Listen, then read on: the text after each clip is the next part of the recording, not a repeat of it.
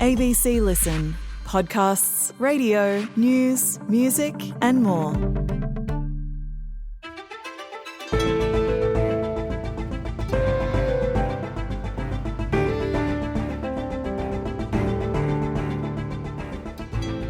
As the second anniversary of Russia's invasion of Ukraine approaches, Vladimir Putin has had his first major victory on the battlefield in months, with Russian soldiers capturing the city of Avdiivka.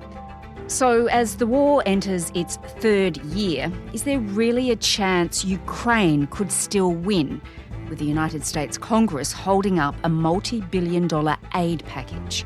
Today we speak to a Ukrainian woman in Kyiv about what life looks like now, and a military analyst on what to expect next. I'm Sam Hawley on Gadigal land in Sydney. This is ABC News Daily.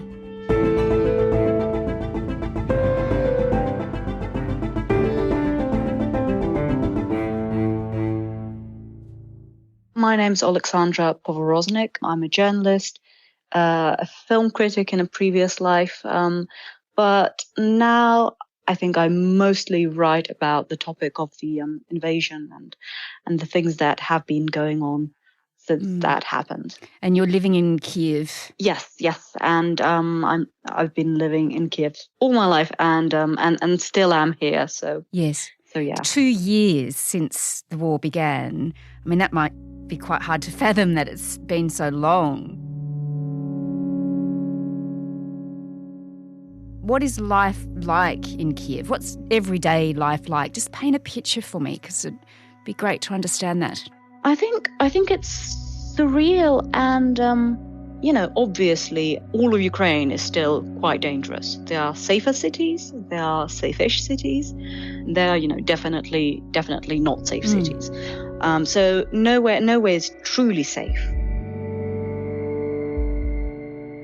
The thing is that even while a war is going on, you do need to keep yourself sane and also keep the economy afloat. So I think, daily life looks surreal in the way that, you may wake up at 6 a.m. to explosions and, your entire apartment building shaking, and you might be convinced that, this is the morning when you're going to die, and, you take shelter in your bathroom.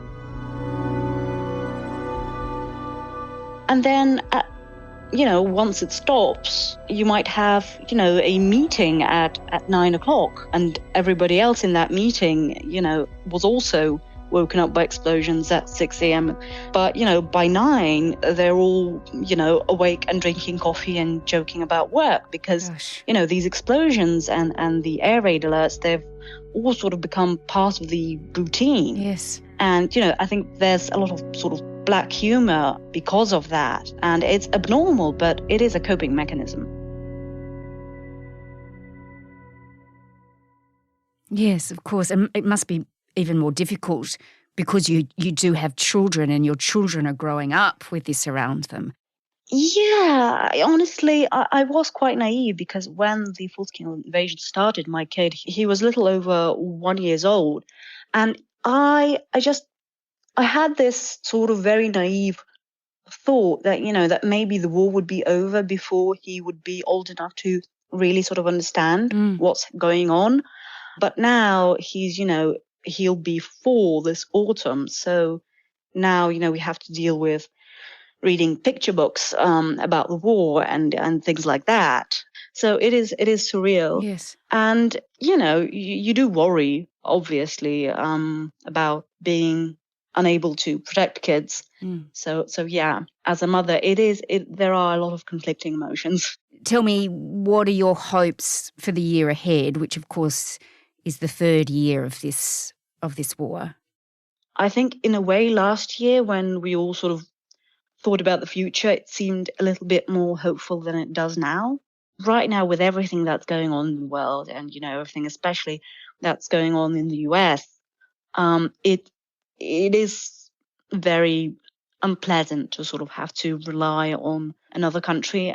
There are a lot of reports from the front lines about, there not being enough ammunition and things like that. it is incredibly difficult and incredibly worrying. It does feel like a lot of the world has sort of lost interest. But I do know that Ukrainians will keep fighting. And I think the question now is, if we're going to do it with sort of support from the outside world and fewer losses, or we'll have to do it with less support and more losses. I know that the year ahead will probably be very difficult, but I just hope that the world doesn't give up on us.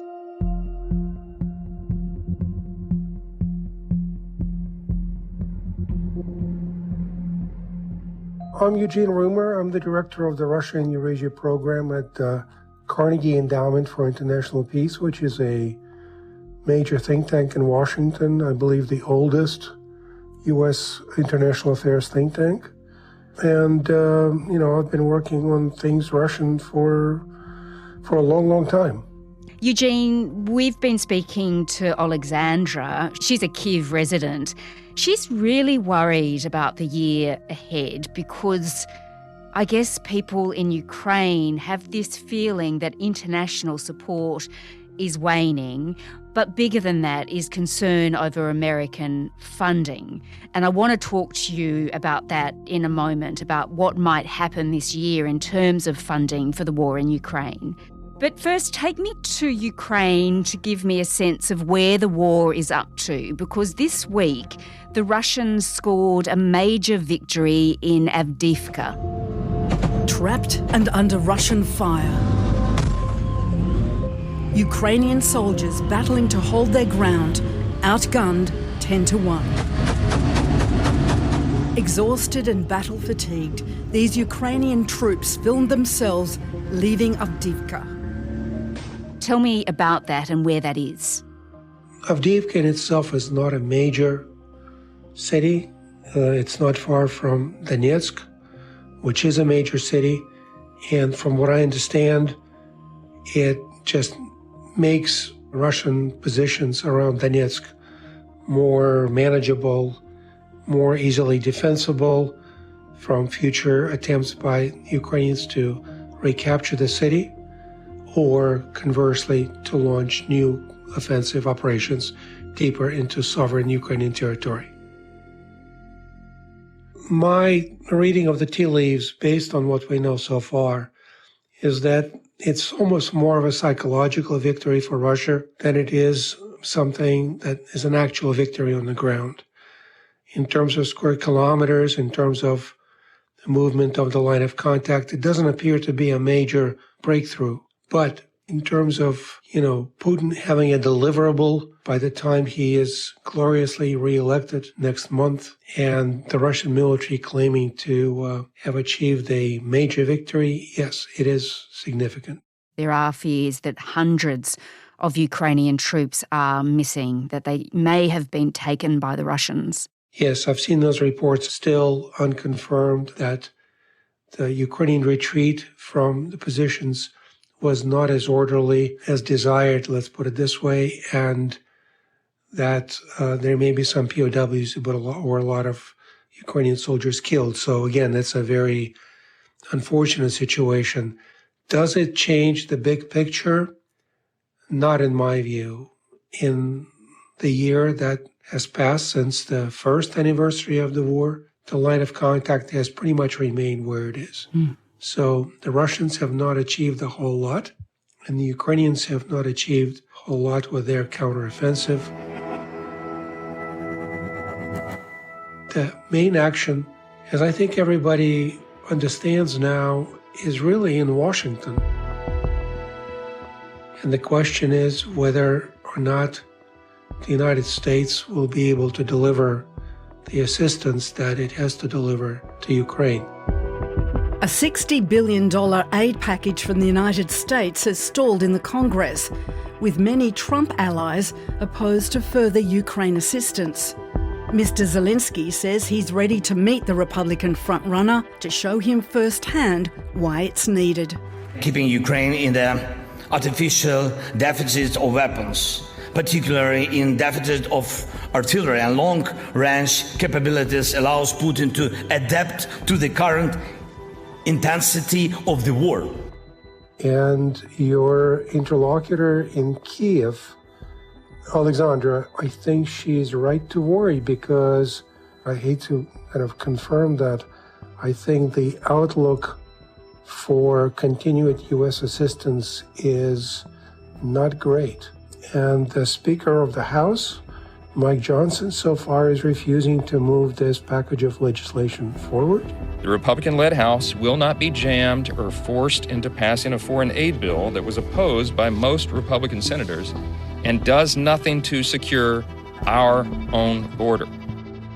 It's inexplicable, but there is a hardcore, I wouldn't even call them conservatives. They're isolationist. They're against spending any money on foreign assistance. Ultimately, it all comes down to the will of one man by the name of Donald J. Trump.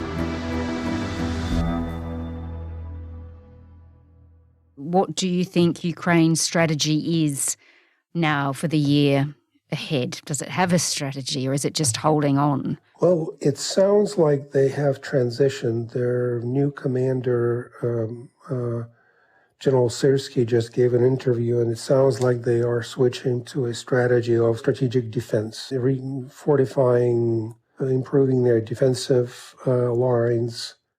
Defensive operations inherently are less demanding in terms of manpower, in terms of material that's required. So they're transitioning to a strategy will require less of them in terms of these resources.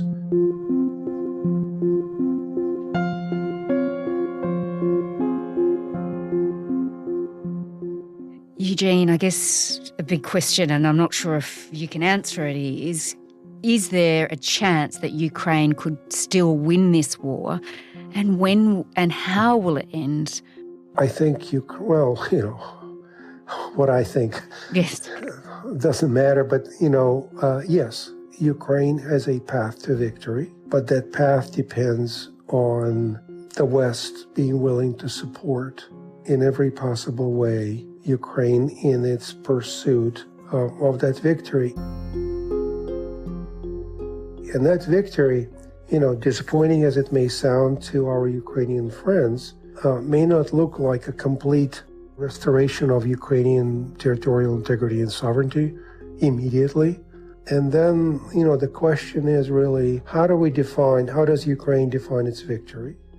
Is it in terms of square kilometers that are reclaimed from under Russian occupation? Or is it in, the country becoming much more closely integrated with Europe, making progress on its path toward membership in the European Union and ultimately NATO? Ukraine becoming a prosperous, democratic, stable country that is integrated in Western institutions, political, economic, and security institutions.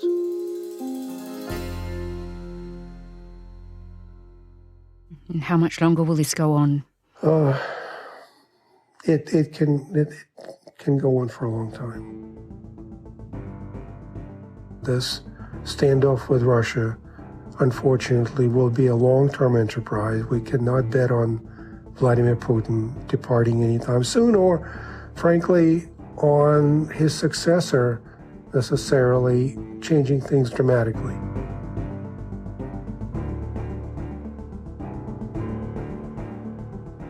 Eugene Rumer is director of the Russia and Eurasia program at the Carnegie Endowment for International Peace in Washington. Oleksandra Povoroznyk is a Kyiv resident and journalist. As you would have seen, the leading Russian opposition figure, Alexei Navalny, died in a Russian prison last week. We covered the fallout from his death on Tuesday. Look for Can Anyone Take on Putin and Survive? This episode was produced by Bridget Fitzgerald and Nell Whitehead. Audio production by Sam Dunn. Our supervising producer is David Cody. I'm Sam Hawley. Thanks for listening.